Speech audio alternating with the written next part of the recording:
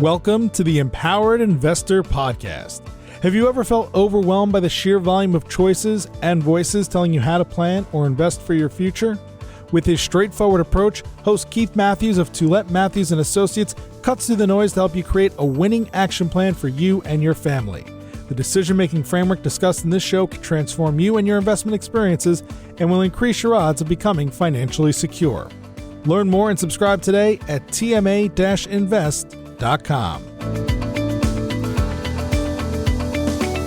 Welcome to the Empowered Investor. My name is Keith Matthews, and I'm joined by my co-host, Marcelo Taboada. Marcelo, how are you today? I'm good. I'm excited about this show. It's an interesting subject. What are we going to talk about today? Who's our guest? It's Susan Hogan. We're going to talk about the non-financial side of retirement. So it is a different thing for us because we tend to focus on the numbers when we do retirement planning for people. And this is completely different from that. It's just like all the other stuff that surrounds retirement. Yeah. I mean, Marcelo, we've been doing this for years with clients, sitting down and trying to help them around preparation of when they stop working and when they move into retirement. But we focus on the numbers. And the questions we get for our clients are, do I have enough? And we want to make sure they have a sustainable financial retirement. What's so nice about what Susan does is she's a coach and she provides information about becoming aware of the non-financial side, the health side, the mental health side, the purpose side, the enjoyment side. There's so much soft issues that need to be reviewed and discussed and planned and thought about. And she's got a great program. She's identified a framework, and it's a framework that you can learn about and then use whatever you think is appropriate to increase your happiness during retirement. I believe that's so useful because we are trained to save, focused on our careers, prepare for retirement. Us as advisors, we're here coaching people how to save more, what sustainable levels of spending are, but we're not thinking about those things. And those things are huge when you retire because they can add a layer of happiness and, just a different mind frame when it comes to retirement. So I think that's huge. 100%. So Susan's a retired executive, did her MBA at Queen's University. Along the way, in the last 4 or 5 years, she started to become curious about how do you improve retirement? What are the soft sides of retirement that you can address? She's very passionate. She's been taking courses out of the US about coaching specifically for the retirement side. So she's a great guest, and I'm really confident our listeners will enjoy it. Yeah, and you know what? I like the show because it's going to be useful for the person entering retirement next year, the person who's retired now, or the person who's 15 years away from retirement. So it's a show that encompasses a lot of the people that we work with and a lot of Canadians at large. Absolutely. So let's welcome Susan. Welcome to today's episode, Susan. Thanks, Keith. It's a pleasure to be here. I got to tell you, I'm super thrilled about having you as a guest because my team, our team, and myself spend hours and really our careers trying to help individuals prepare for retirement. We do most of that by looking at numbers and by looking at cash flows and projections and have these sort of traditional planning conversations with our clients. Super stoked that today we're going to focus on sort of the non-financial side of planning. So tell us a little bit about why you became a coach.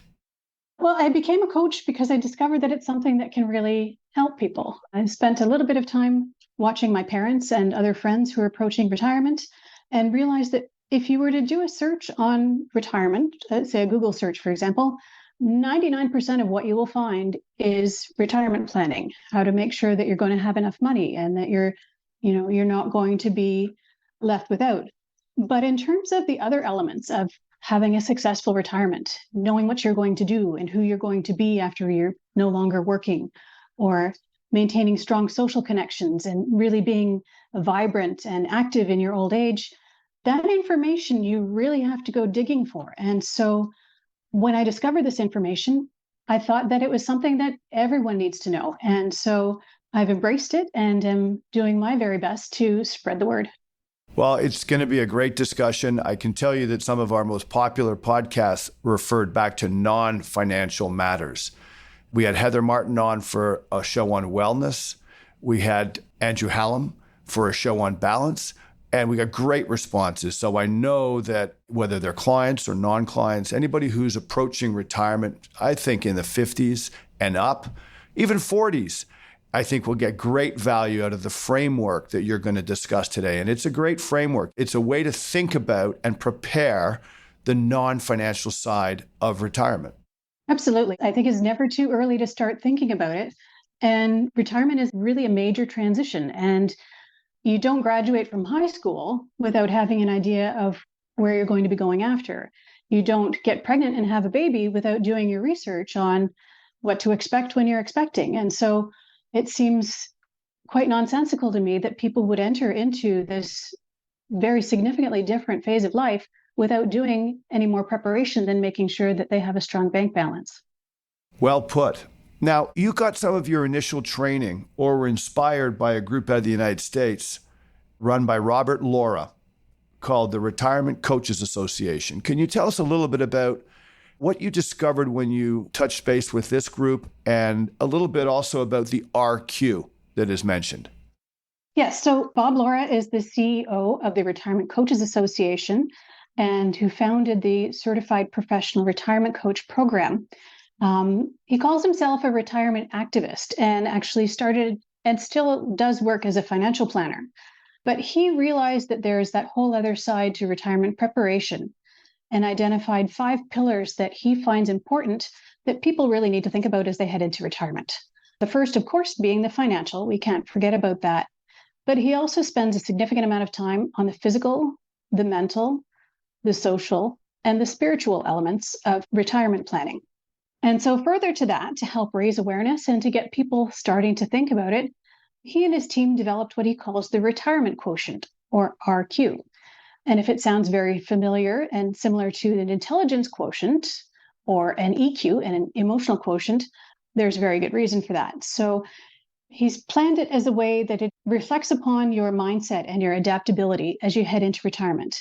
And by going through a questionnaire with 56 questions, it gives you a 17-page report that really encourages you to think about your retirement, where are your strengths, and where you might need to put a little bit more research and thinking and planning into your retirement. Well, I did that test that you sent me, and I believe it tells me that I'm fairly well, and that I'm aware, that I'm ready. But what I did find intriguing as I went through the questions, and maybe that was partly because I work in this industry and I love helping people get through the financial side, and I'd like to think other elements as well. But it made me think about lots of areas that I can improve upon for myself and my wife. And I think it really is a powerful resource to tap into. So why don't we take a step back here and talk about, as you see it, as research sees it, sort of the state of the union of retirees. And retirees, let's call it 60 and up, or 55 or 60, 65. And then we'll go into your framework after. So you've broken sort of the state of the union down into a bit of an overview. You've got a section called the dark side of retirement. And then you've got the societal pressures and sort of how people feel. So let's just fill us in here a little bit about what you're seeing in the retirement, what research is exposing in the retirement market. Retirement has really changed from when it was very first kind of invented and Social Security was offered to individuals who retired at the age of 65. It was originally meant to be a time of rest and relaxation. People would retire at age 65 and only had a life expectancy of 67 or so. So really, there wasn't a lot of time to accomplish a whole lot. It was a reward for a career of often very manual or physical labor.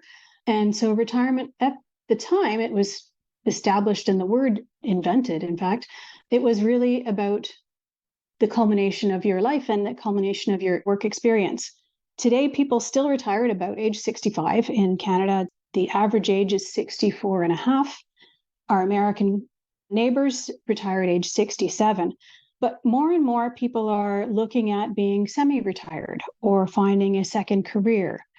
Retirement is largely self-defined, as it should be, because we're not only living for 2 years after retirement. Advances in medicine have meant that we can live now another 10, 20, even 30 years after retirement. And that's a long time to be sitting around resting and relaxing. So retirement today is so much more a new chapter, a chance to reinvent yourself. And as I like to point out to people, retirement is the time to live for yourself. We've spent all of our work, all of our lives, all of our career worrying about and taking care of other people, meeting the demands of our boss or our customers, taking care of our children and raising them up to be self-sufficient adults, taking care of aging parents. For many people, this is really the first time where they have the opportunity to self-reflect and thinking, okay, now that I am financially independent, I get to spend my time doing the things that I want to do. And a lot of people don't necessarily know what that is. So that's where I come in and try to help people figure out, hey, what is it that I want to do? And how am I going to make the most of this next phase of my life? Well, I got to tell you, witnessing and watching many of our clients go through that transition in the last 25 years, I tell you that most of our clients are super happy, super thrilled, and sort of sit back sometimes and say, wow, I wish I should have done this. I could have done this a few years earlier. So it's interesting that when I see some of the research you're about to present where there's the darker side or the, retirement can be stressful. My observation has been that so far people are really thrilled about it and really embrace it. But obviously that's just at the surface level. There's lots of emotions going on underneath. So can you explain a little bit about why retirement might be considered one of the 10 most stressful parts of an individual's life? Yes, for many people, work is really part of who they are and who they identify as, especially if we were to consider professionals, say doctor or lawyer, veterinarian, teacher, business owner, or entrepreneur. They spend so much time, so much of their life committed to their work. And in fact, work is through your lifetime really where you spend most of your energy and attention. When that's taken away, a lot of people can find themselves lost, a diminished sense of self-worth, isolated or bored, and not quite sure, because work provides so much to us on the day-to-day, whether it's social companionship and interaction, a purpose and a meaning, some way that we're contributing to the world. It also provides structure, a reason to get up in the morning and things that need to get done. So when all of that framework is taken away, a lot of people find themselves lost. It's called a disenchantment or the doldrums or the abyss of insignificance, as one retirement coach refers to it. So with that loss of structure, many people do find themselves falling into a depression, turning more to alcohol or other substances. And it's an awful downward spiral between depression, alcohol, or substance abuse, resulting in more inactivity and health issues, which then, when you don't have the right health, then you're becoming also depressed. And it's an awful downward spiral that as many as half of retirees do find themselves disenchanted and finding that retirement isn't all that it was cracked up to be. It's interesting. You refer to in your notes the retirement planning disconnect. What retirees say is important versus what they actually prepare for. Do you want to elaborate a little bit on that? Yes, there was a great study done by Edward Jones and AgeWave called The 4 Pillars of the New Retirement. And when they interviewed retirees and pre-retirees, when people were asked in advance of retirement what would be most important in terms of planning, pre-retirees said it's important to make sure that they have enough money and enough saved to support the retirement. But when you flip to retirees, they agree that financial planning is important, but that's 1/4 of the things that are important. In addition to financial planning, they report that it's important to know how to live a healthy life. It's important to know what activities will give them a sense of meaning and fulfillment, and also knowing how to maintain and improve family relationships. So we're planning for retirement, but we're missing 3/4 of the important things. Very important. What about the happiness curve? How does that fit in? Sure. Dr. Richard Leider is a prolific author author of Who Do You Want to Be When You Grow Old? And he's a counselor and life coach who has defined the happiness curve. And being an audio format, I'm going to have to describe it to you. Well, it's so much easier if we can point to a chart. But if you can imagine happiness increasing from childhood through young adulthood, and we can see an upward curve where there really is a peak of happiness when people are young adults and setting out to the world. They're optimistic, they have a mission and a purpose, and they know where they're going to apply their strengths and energies to make a better place for this world. And that young adulthood is often the peak of happiness. Then happiness tends to slip a little bit. When we grow older, we have new responsibilities, and everyone's heard of the midlife crisis. It is a dip in happiness when we're not so satisfied with life. The thing that people don't realize is that, again, as we get older and move into retirement, there is yet a higher peak in happiness that can be achieved in retirement if you put in the right effort and focus on those non-financial planning. That opportunity for peak happiness is right in front of us, waiting to be achieved in retirement. Yeah, it makes sense. My take on the happiness curve, and we kind of discuss that in the office often. The younger individuals in the 20s and 30s are happy, and the retirees are happy. And then it's the individuals in the 40s and 50s that are sort of going through midlife or have got more stress and are perhaps less happy, relatively speaking. But my understanding of sort of how people feel in their 60s and 70s is quite positive. But obviously, as you're alluding to, there's still lots to worry about. It could be even better, I think, is one of the main points I pick up when I do a lot of the reading from your notes and from your guide. It could be better. So while, yeah, the happiness curve suggests that retirees are all happy, on balance, there's still lots to improve upon. Absolutely. And when life becomes all about what you want and what makes you happy, it's pretty hard to not be happy if you're able to take that perspective.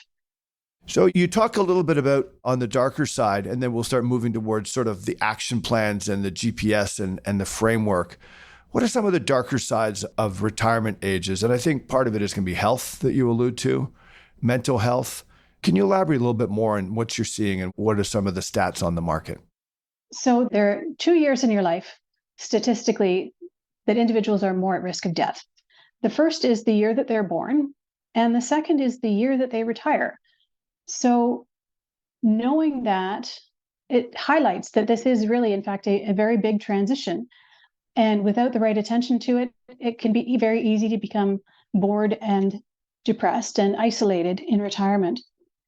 So with the end of work, there is that void that is left behind. And that also tends to happen when an empty nest and the kids move out. And aging is universal. So we can look at the opportunity in life for growth versus decay. Aging is universal, and as we age, we will decay. But we are able to fight that by challenging ourselves, finding new learning opportunities, and by growing. So if everyone is to consider their move forward as either growth or decay, it's important for us to move towards growth. It's the difference between surviving and thriving, because in fact, if we stay static and we aren't growing, we will by nature be decaying, because that's what happens with age universally, whether it's people or animals or building structures. The gardener in downtown Toronto, if it's left alone, it's going to decay. And so it's very important that we all take on a growth mindset. 100% agreed. And can you mention a little bit about Alzheimer's and dementia as illnesses that unfortunately Canadians and individuals around the world have to deal with and sort of go through? It's definitely a concern with the individuals we speak to. Obviously, it's a little bit more with individuals that are a little older. But what are some of the trends, the major trends that we're seeing health-wise on this front? Dementia is, in fact, retirees' greatest fear. A study of retirees in the US showed that above COVID, influenza, cancer, strokes, heart attacks, Alzheimer's and dementia is a retiree's greatest fear. And in fact, in Canada, the Public Health Agency of Canada reports that 49% of Canadians do worry about developing dementia themselves, and 64% worry about someone close to them developing dementia. And there's good reason to be concerned. The incidence is increasing. In the last 20 years, the incidence of dementia has in fact doubled. And of North Americans that are 85 years or older, statistically 1 in 3 will be suffering from dementia. So there's good reason to be concerned. The thing that surprised and amazed me was that dementia is preventable in large part. Now, there's no guarantees, of course, but in fact, a small portion of it is actually related to genetic factors. And a much greater portion of dementia incidence is related to lifestyle factors that we have control over. So by embracing and following a healthy lifestyle, we are increasing the odds that dementia will not take us down. All right. So you've hinted where we're going to go here. Let's start working on the GPS, your GPS. And so, it's a bit heavy in terms of some of the subject matter we've just had to cover, but that's the reality of some individuals and the marketplace as individuals think about retirement and as they transition into it. So you've developed a GPS program that individuals can use to help set a guide or be that guide to move forward to prepare for retirement. Let's go through that GPS. First of all, what are the main areas of your GPS? So GPS stands for 3 different things. The first being G for good health. That includes your physical health, your mental health, and your emotional health. The P stands for your passion and purpose, your reason for getting up in the morning. And the S stands for your social network, your family and relationships. And between those 3, when you put them all together, the GPS can stand as your guide. It will map out your route to a successful and happy retirement. But unlike a map where the exact route is defined, a GPS allows you to take detours along the way and still end up at your destination as where you want to be. Yeah, what I find amazing about your structure, your framework is, so often individuals hear about these concepts. Well, we know it's good. We know we should be paying attention to it, but they don't know how to execute it. They don't even know where to start. And what I like about what I've read from your program is you've got a framework for each area. It gets you to reflect, first of all, become aware as to why it's important, why each area is important. Then you have a really nice way of coming up with an exercise to go through and identify and think about these areas and then create an action plan for each one. So let's jump into each component here and have a nice discussion. Good physical fitness. You talk about the gap. What's the gap? So the gap is the difference between your life expectancy and your health span. So in Canada, we can expect to live about 82 years on average. But the years that we live in good health tends to be on average more like 71 years. So we're looking at about 10 to 11 years where we have a low quality of life, largely due to chronic disease that limits us and keeps us from being fully independent. And that gap is what we need to close by taking charge of and embracing our health. And in large part, people know things that we need to do to maintain good health. I don't need to tell people that you need to reduce your sugar and drink less alcohol and exercise more. People know that.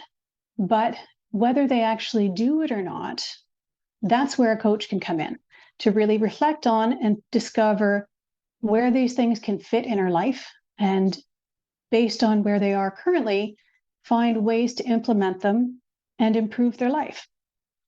We often talk about the go-go years, and the go-go years with our clients are between 60 and 75, when you typically have good health, good mobility. You go for it. Go enjoy your retirement. Do all the things you want to do, travel, do things that you know that at 80 you might not be able to do. Sure. We start with the go-go years where we're all excited, embracing our newfound freedom for retirement. But as we age and our bodies slow down, and that's where we have the slow-go years, finally ending in the no-go years. And that's really where the gap is, where we don't have full health and we're not able to do all the things that we want to do. That's where chronic disease lives. And that's what catches us and slows us down. But chronic disease is not necessarily a given, and we do have the opportunities to reduce that gap and shorten those no-go years. The magic pill that you refer to is exercise. And this isn't going to be new to any listener here. That exercise is critical and important. In fact, I'm going to the gym way more often now than I was 10 or 15 years ago. And what I find with the group of individuals that I either work out with or train with or see at the gym, there's a higher level of awareness, especially in that group. And whether it's listening to Huberman Lab or Peter Attia or some of these medical professionals that are coming up with steps as to how to lead a healthier life, this is essentially what you're also tapping into. Yes. So Peter Attia, in fact, calls exercise the most potent longevity drug that's available to us. And we all know that exercise is important, but even I was surprised when I started reading on all of those benefits that exercise can bring. It will reduce our risk of cognitive decline and dementia, reduces the risk of Alzheimer's, diabetes, heart disease, hypertension, heart failure, stroke, reduces the risk of cancer, reduces the risk of osteoarthritis and rheumatoid arthritis and frailty, and increases our muscle mass so that we're at reduced risk of falls. And exercise will improve our sleep, our immunity, and overall reduce our risk of death. This is one of the key tools that we would see in the ways that we can close the gap. Okay, so this is your first step of the GPS, get good physical health or improve physical fitness. The second step is improve good mental fitness. And do you want to speak a little bit about that? You've mentioned the objective is to provide education really around the benefits of good mental health. You alluded earlier before that Alzheimer's and dementia is perhaps the retirees' number one fear versus other health issues. That's right. In terms of exercise, the brain's exercise of choice is challenging cognitive pursuits, mental stimulation. So it's important in terms of mental health that we keep challenging ourselves and learning, engaging in education and different things that will stimulate and challenge our mind so that we can grow and learn. There's a theory of brain insurance or cognitive reserve. And the idea being that early educational experiences actually provide additional neural networks, giving us what they call neuroplasticity, where the brain is able to actually rewire itself. And so if we're faced with disease or impairment, if we do succumb to some cognitive decline or dementia, those who have more cognitive reserve are actually, their brain is able to rewire. And externally, although they may have the underlying disease of dementia, those who have higher education and who engage in more cognitive pursuits will be less likely to show the symptoms. So what do you mean by cognitive pursuits? Give us some examples. Should I continue to work till I'm 70? If you want to. The decision to continue working is going to be very individual to each and every person. And so although retirement traditionally does mean the stopping of work, each person needs to evaluate the ways in which they incorporate those cognitive pursuits. And if working is the best way to give you those cognitive pursuits without the stress, then perhaps that's something that needs to be explored. But for those of us who aren't interested in continuing working, cognitive reserve can be developed when you're learning, where you're reading and writing, finding yourself mental challenges and stimulation. All of those things to keep your brain engaged and active is going to slow and prevent your cognitive decline. So the daily Wordle that so many people are doing. Guilty. My wife does the daily Wordle and then compares notes with half a dozen friends every day, and there's a challenge, and it seems to go on a daily basis, regardless of whether it's a normal day or if we're traveling. The Wordle still gets done, and the messages still go to friends regardless of where they're located. And I love that, because not only is it an obvious mental pursuit where she's challenging herself and using her brain to think of different words and different combinations of letters, she's also combined it with the social connection. So there's another reason for her to do it, and she's having those connections with other people, which are really so important to a successful retirement. You're so right. As I jump ahead to the S of GPS. You also mentioned the slippery slope. And I think that has to do with alcohol or substance abuse within the retiree market. You want to elaborate a little bit on that and how that can actually obviously affect good mental fitness? The use of alcohol has become so ingrained in our society that so many people don't necessarily realize how it can devolve into depression and reducing their health and mobility. In retirement, the risk of depression increases by 40%. And in fact, of individuals 65 and older, the National Institutes of Health report that 1 in 5 will suffer from a depressive illness. It's a slippery slope where loneliness and boredom can then lead to depression. When we're depressed, we may lean more on alcohol or drugs and find ourselves with substance abuse problems. And when we're really relying on substances as a crutch, our health and mobility are going to decline. And when we don't have good health and mobility, we then find ourselves more depressed. And it's a vicious cycle of decline. And unfortunately, retirees are at higher risk of that decline. They'll lean on alcohol when they're suffering from bereavement or depression. They're bored or have a family history. If they encounter any financial hardships or are lonely or disconnected or find themselves with too much free time. These are all the reasons why retirees can find themselves at higher risk of alcohol and substance abuse. When they had a job, they had control. They did not need the alcohol to rely on, or for those who might have had addiction issues before, when they were in their jobs, it gave them control and a reason to be functional, a higher calling where they could mask that substance abuse. But in retirement, on the other hand, it really is a slippery slope that can end in a downward spiral that is very difficult to control and stop. When you coach individuals, how do you get them to think about mental health in general?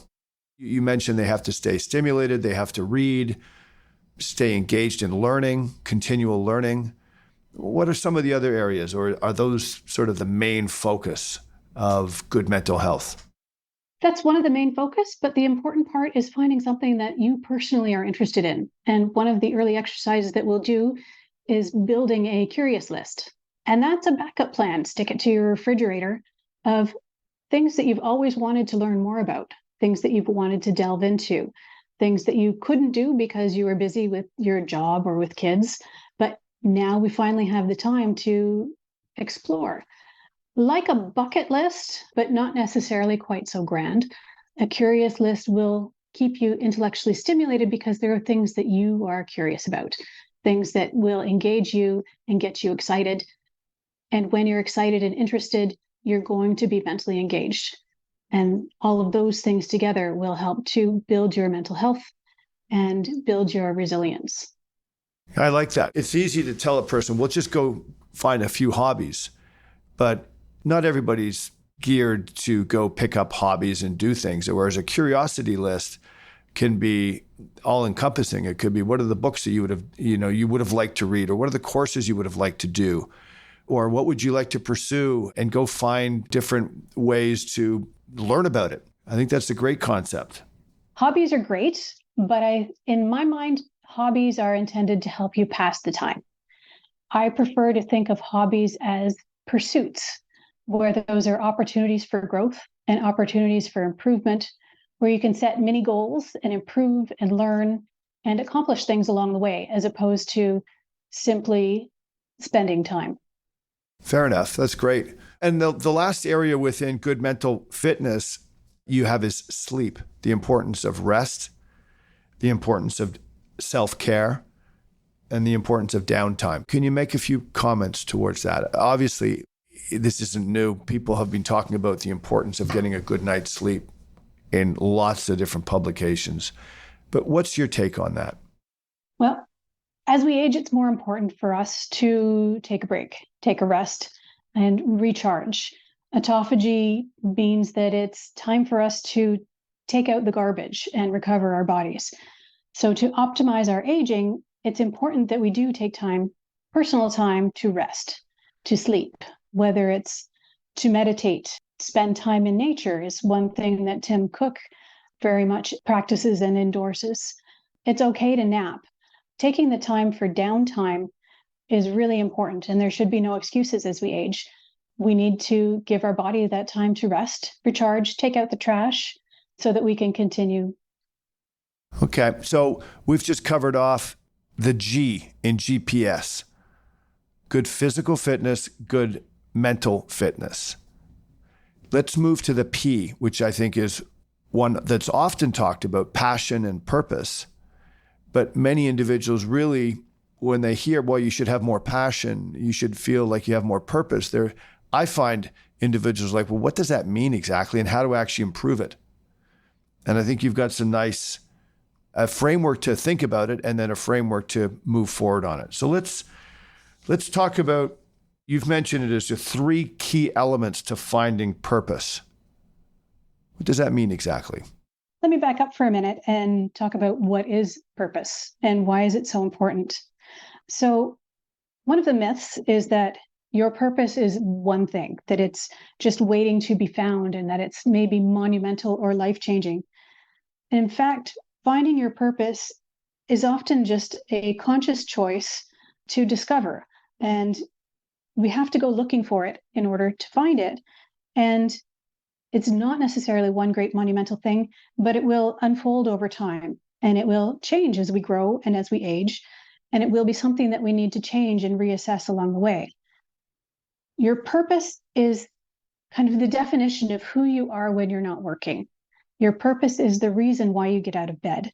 And when you have purpose, you will be healthier, you will be happier, and you will, in fact, live longer than those people who don't have that purpose or that mission, that driving force pushing them forward. What I like about what you're putting forward in purpose is you're right. Everybody thinks that purpose is this absolutely massive concept that you're carrying the flag of some purpose, when I think the reality of it is, as you allude to in your guide, is that it's lots of little things too. And it all adds up. And there's a way to find your purpose and your passion. And so you talk about 3 key elements to finding your purpose. Do you want to elaborate on what those 3 key findings are to find your purpose? Yes. So Richard Leider is a purpose genius. He's written 11 books and spoken on many topics.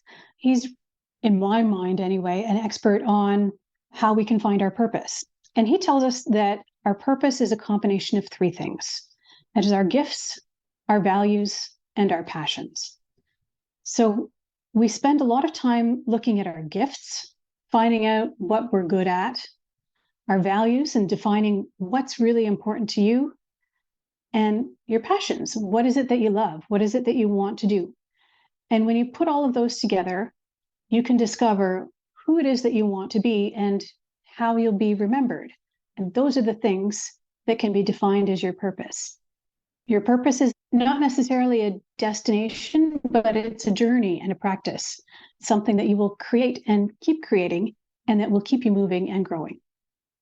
Well, what I like about this sort of framework that you bring forward is that it is actually a good exercise to go through and say, well, what am I good at? What can I do well? And that's the gift part.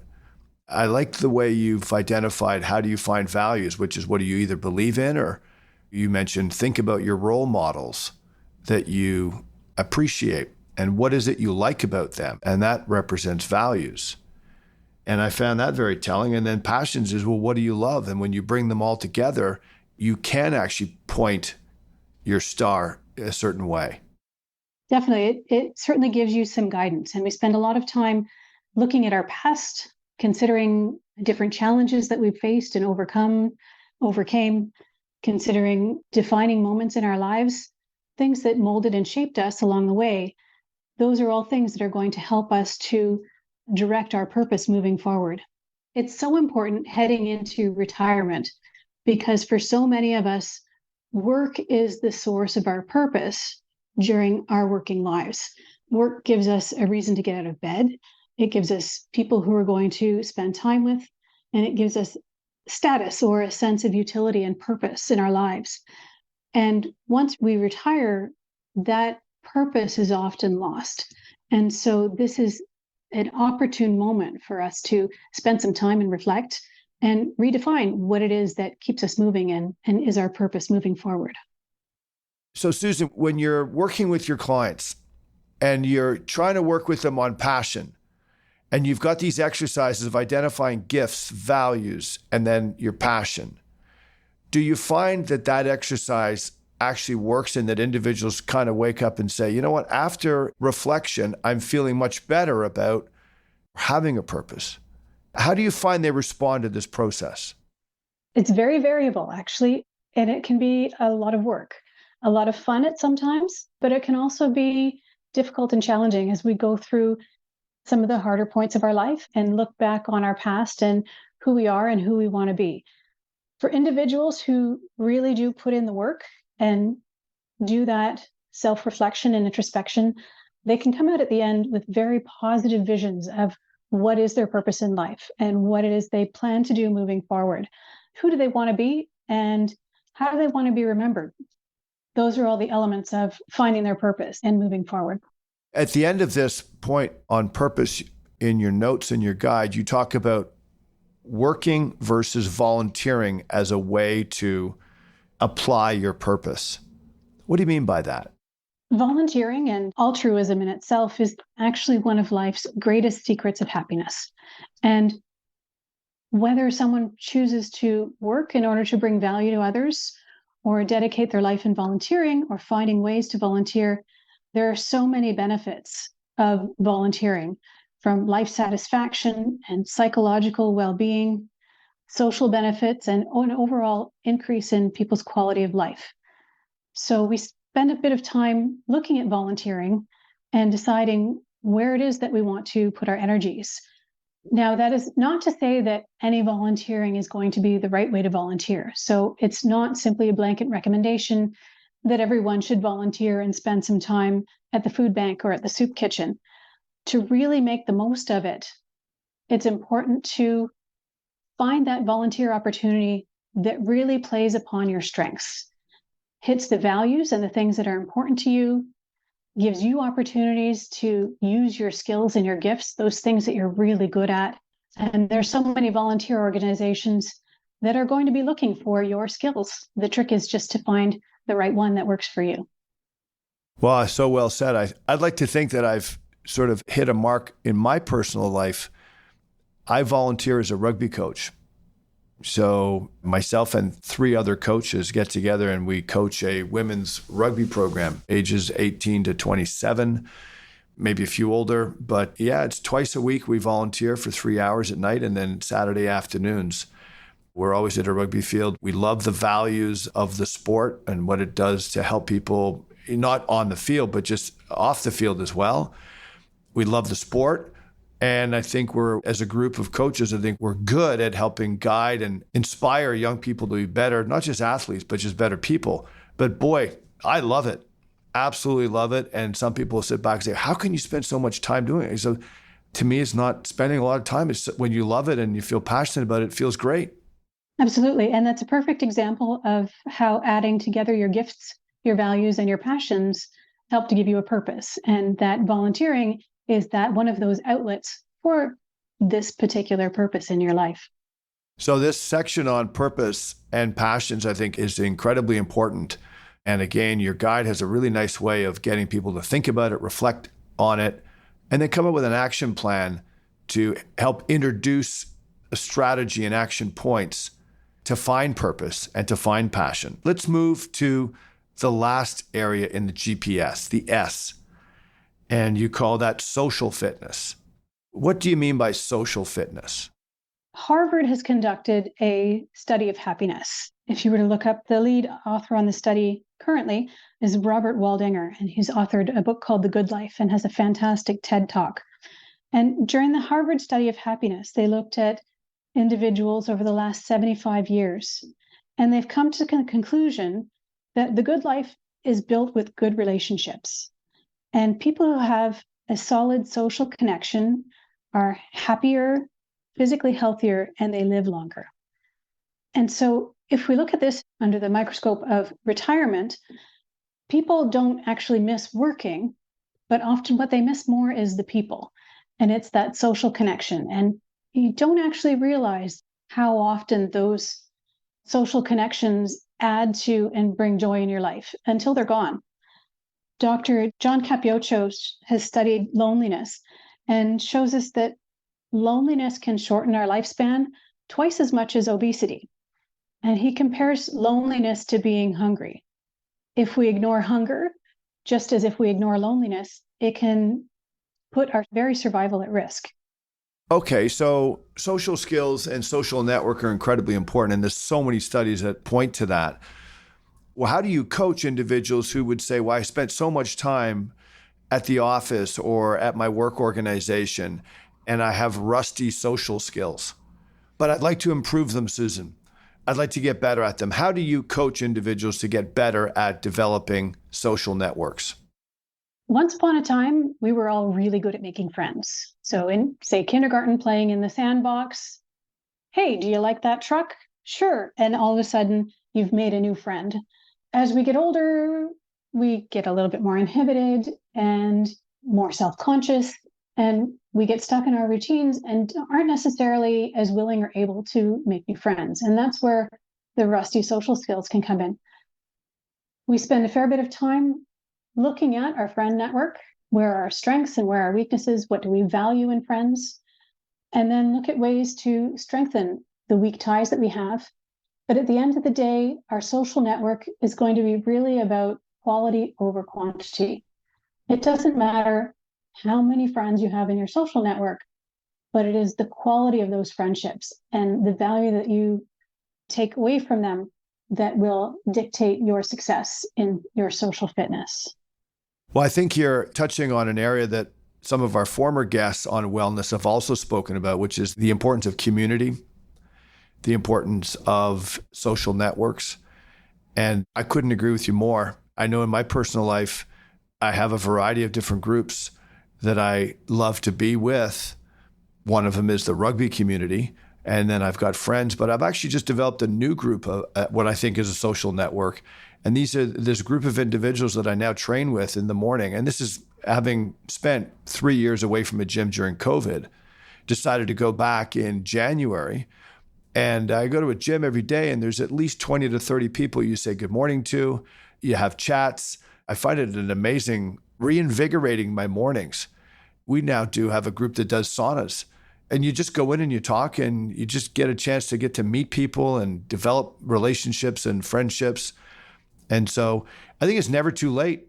It's absolutely never too late to develop new sets of groups and communities. And I think you're absolutely bang on in terms of its importance. Certainly. And just as you've demonstrated, you can find them everywhere, but you have to be looking for them, because positive relationships and having people around you who you love and who care about you is really one of the biggest secrets to successful aging. So, Susan, we've kind of gone through the GPS in its 5 components. Let's move to how you wrap it up, how you actually get ready to retire, as you've phrased it, ready to retire. You've essentially broken it down into, it's a process. Identify the things you need to work on, create your action plan, and then move forward. When you coach your clients, can you speak a little bit about how this process works, and is it an easy one to actually implement and do? It's definitely something that's easy to do because you've designed it. This is your unique path, and it's not going to apply to anyone else, and no one's telling you how to do it. After spending the time reflecting and thinking, you get to decide your identity. You get to decide, who do you want to be when you grow up? Who do you want to be in retirement? One of the nice things that I picked up in our earlier conversations before offline was that you phrased it in a way where, regardless of where you are in your health and your physical health and your mental health or your passion and purpose, no matter where you are, there's always ways to improve or to add to your starting point. So it's not about gauging how you are relative to others. It's going with what you have and then moving forward and then gaining more. That's right. So it's really all about building a plan that's unique to you. And it doesn't matter if you are bedridden or if you are an Olympic athlete.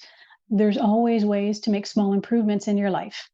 And this journey of self-improvement, this journey of defining your identity and who you want to be and how you want to be seen in the world and what are your contributions and how do you want to be remembered. This is all about you and you are designing it yourself. We put it all together using a template where we help you to articulate what you want, where you will look, defining what's important, defining what you want, and setting for yourself short-term, mid-term, and long-term goals, specifically in the key areas of health, purpose, and your social network. Yeah, and I love the fact that, to me, I mean, I'm an action-oriented individual. I love the fact that the game plan is as follows. You identify, like you say, you identify where you want to go, you clarify, you articulate, and you do this, you create a vision board. You have an action plan about compiling all the things you've learned about where you need to be on the GPS. And then you have a program, which is a written plan as to how you can execute and move forward. And I think it's brilliant. I think it's a great way to take stock as to where you are and where you wish to go and put a plan in place. And I think for many people, there's a sense of urgency. When we reach retirement, this is when we start to realize that we're not going to live forever. And we do have limited time left. So it increases the level of importance of discovering these things and moving forward and really not wasting a moment of your time floundering around and figuring it out. So when you speak that way of floundering and hitting and missing, what are the 5 phases of retirement? Because I think that speaks to some of these issues that you're alluding to. There are phases that everyone will go through. Some will stay longer and some will be shorter. But if we were to understand the phases of retirement, and in order that we can be prepared, pre-retirement, we have anticipation. Immediately following retirement, people will experience a honeymoon phase where retirement is great, everything is fantastic, I should have done this sooner. But for those who don't have a plan or haven't figured out how they're going to spend the day-to-day, many people will enter into what's called a bit of a disenchantment, where they are floundering and unsure, and retirement isn't really all it's cracked up to be. As we evolve through the transition, we will reorient and find ourselves a new normal, and then evolve into stability and happiness in our own skin and in the life that we've built for ourselves. And I think it's so important that by doing the planning during our anticipation phase, we can then minimize that time when we're spending in disenchantment and really make the most of our retirement, reorient ourselves during this monumental transition, and find the stability and happiness living the life that we want to live. Yeah, and I think that's so well put. You sort of reduce the odds of getting stuck in a funk. Yes, exactly. So it's a great way to think about it. I got to tell you, preparing for this podcast for me personally at my age, I'm 59, even though I did the test that you asked me to do and it suggested that I was fairly well prepared, to me, it's eye-opening in terms of all the areas that you get your clients to think about and then to practically frame and put in place so that they can become more aware and then to actually execute and put together a plan. I think for me, it was very meaningful. So Susan, let's gear up to sort of wrap up the show here. There's a lot of moving parts.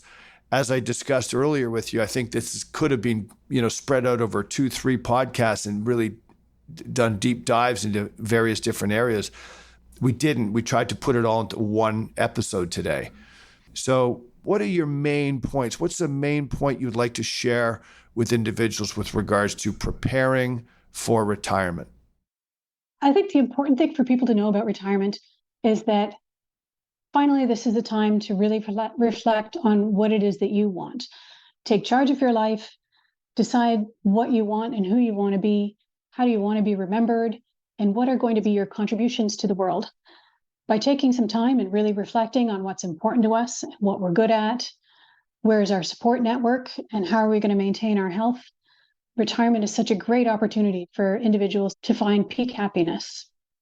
Well, I couldn't agree with you more. As I mentioned earlier in the show, the vast majority of individuals we see retire appear happy and appear that this is really a great phase of their life.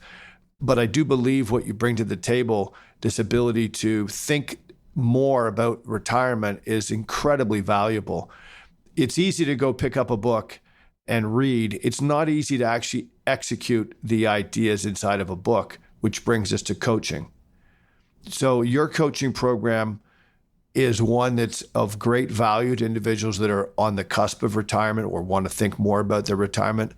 What are the two options? What are the two ways that you provide your services?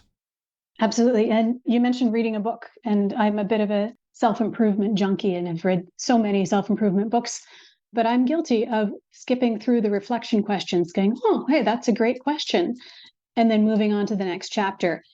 The act of going through coaching forces you to answer those questions and forces you to look a little bit more deeply and figure it out for yourself.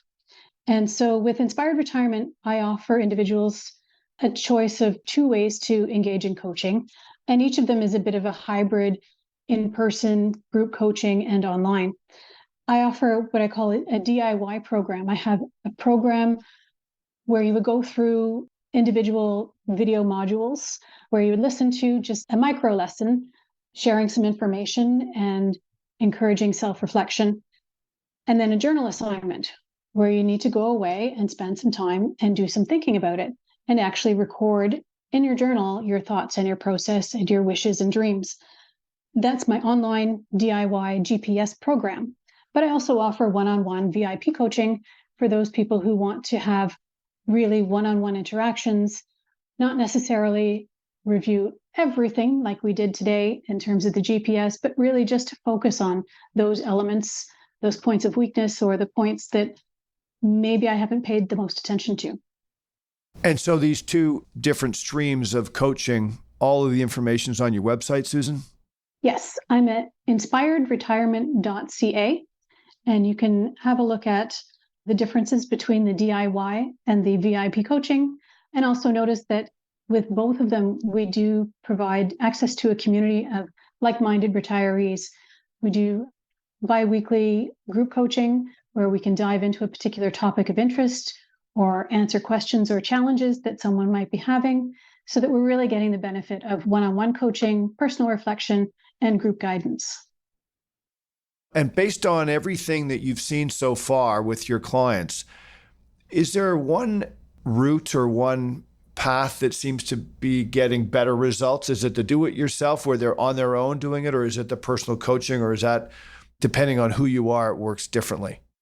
Absolutely. It depends on who you are and what your personality is. A lot of people, baby boomers and late Gen Xers, who've been raised in a very independent, do-it-yourself, I don't need anyone else independence. And for those people, they will be more comfortable going through it on their own, at their own leisure, asking themselves the questions and doing it remotely.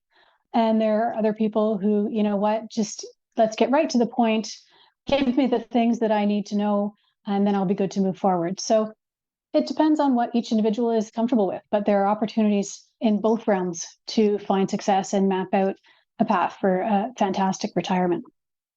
Well, Susan, on that note, I want to thank you so much for joining us today and sharing your thoughts. I know that our clients and the listeners of this show can benefit greatly in terms of preparing for retirement. And I really want to thank you because it's, for me personally, I've learned so much about this. I go into client meetings always thinking the financial side, the financial side, the financial side of retirement. And this has really been an eye-opener for not just myself, but all of our advisors in our firm. And we really do look forward to seeing how we can bring more of this into the clients we work with and using perhaps some of your services on a regular basis. So thank you again for participating in today's show.